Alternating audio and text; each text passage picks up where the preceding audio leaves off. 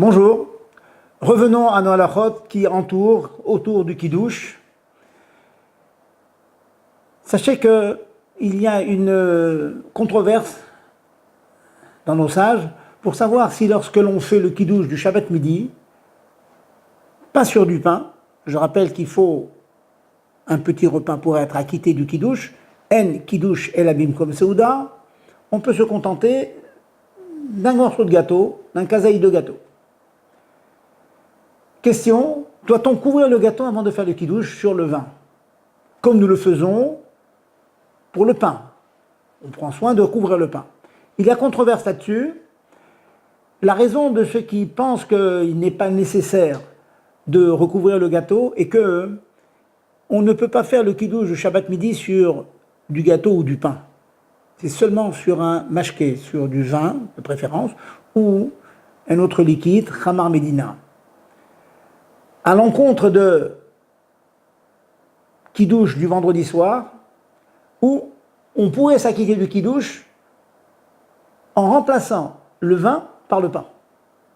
On fait exactement le même texte, le même noussach que le kiddush avec le vin, mais au moment où l'on ferait le kiddush sur le vin, eh bien, on ferait donc le kiddush sur le pain en disant amotzi. On aura fait netilat yadayim auparavant. Donc il y a comme une espèce de concurrence entre le pain et le vin. Donc l'habitude c'est, pour éviter la concurrence, de couvrir le pain. Il n'y a pas concurrence au Shabbat midi. Donc on pourrait ne pas couvrir le gâteau. Donc on choisira la coutume que l'on préfère, ou de recouvrir ou ne pas recouvrir les gâteaux. Un point de brachot, comme j'ai souvent dit, il faut être médagdek, pointilleux sur les brachot. Nous avions dit que si nous avons bu un verre d'eau ou mangé un légume avant le repas, il faudra faire la bracha achrona même au milieu du repas qu'on aura fait après. Si on a mangé avant le motzi, on doit le faire. Est-ce que nous avons la même halakha sur les fruits? Avant le repas, on propose une mandarine, une banane avant le repas. On a fait boré péréet sur une mandarine. Est-on tenu de faire la bracha achrona si nous voulons faire le motzi après? Alors écoutez bien le point. Je mange un fruit avant le motzi, je pourrais m'acquitter de la bracha achrona par le birkat mazon que l'on fera ultérieurement en fin de repas. Comment? Dans la mesure où, comme ça arrive souvent, au milieu de la table, il y a la corbeille de fruits. J'ai pris une mandarine, j'ai fait boré péri sur la mandarine, et j'ai l'intention de manger encore une mandarine en fin de repas. Ce qui fait que la mandarine que j'aurais mangée avant le repas et la mandarine que j'aurais mangée en fin de repas, au milieu du repas, elles sont liées par la bracha rishona, par la première bracha, par le boré périetz. Dans la mesure où elles sont liées par la bracha rishona, par la première bracha, eh bien, elles sont reliées aussi par la bracha achrona, la dernière bracha. Ce qui veut dire que le birkat hamazon, m'acquittant de la mandarine que j'aurais mangée pendant le repas, eh bien, elle va ricocher sur la mandarine que j'ai mangée avant le repas, et elle acquitte les deux. Un point bien intéressant, que dès l'instant qu'un mets appelle la bracha au milieu du repas, comme un fruit ou un dessert, eh bien, la liaison par la bracha rishona induit une liaison par la bracha achrona. C'est un point intéressant, délicat mais intéressant. Un autre point aussi, c'est presque une devinette. Donnez-moi le cas d'une personne qui commencerait la bracha boré péréa gefen sur du vin, c'est du vin, et qui finirait par boré nefashot rabot comme sur un liquide. Comment c'est possible? C'est contradictoire, un paradoxe. Mais non, écoutez bien le cas.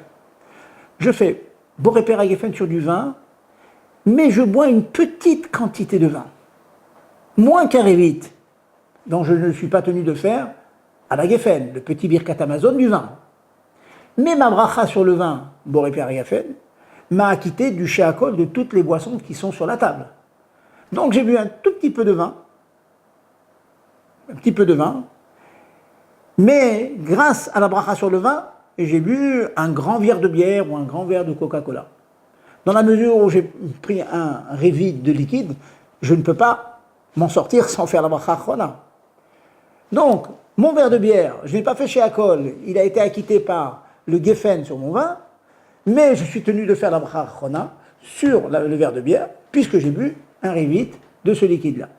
Donc voilà, le paradoxe est résolu. Faites bien attention, ceci peut arriver. Un autre point intéressant, en fin de kiddush, nous allons faire à la michia le petit birkat Amazon sur le gâteau.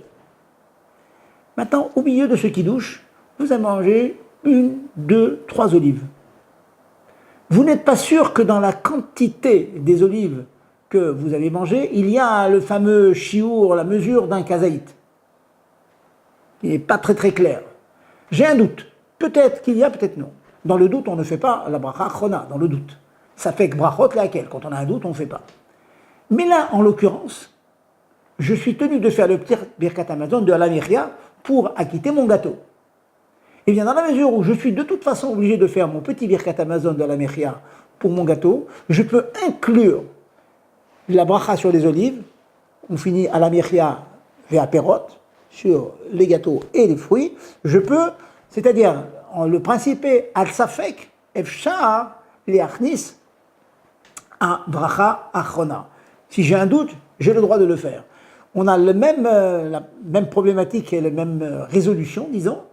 Si vous avez mangé du gâteau et vous avez bu un verre de vin dont vous n'êtes pas sûr qu'il y ait un révit, dans la mesure où vous allez dire à la miria sur le gâteau, vous aurez le droit d'introduire à la geffen dans le même petit birkat Amazon, dans la mesure où, bien sûr, s'il y a un doute, si vous avez une toute petite quantité de vin qui est certainement qu'un révit, on ne l'inclut pas. Mais s'il y a un doute, peut-être qu'on a pris un révit, on a le droit de l'inclure, dans la mesure où ce n'est jamais une bracha levatala, puisque de toute façon, on dit le Shem Hashem, le nom divin, sur le gâteau dont on a mangé la mesure. Vous voyez, ça a l'air compliqué, habituons-nous, forgeons-nous au brachot, comme ça nous serons baki, compétents, experts dans les milliers des brachot, et nous dit la Gemara, nous serons donc des chassidim.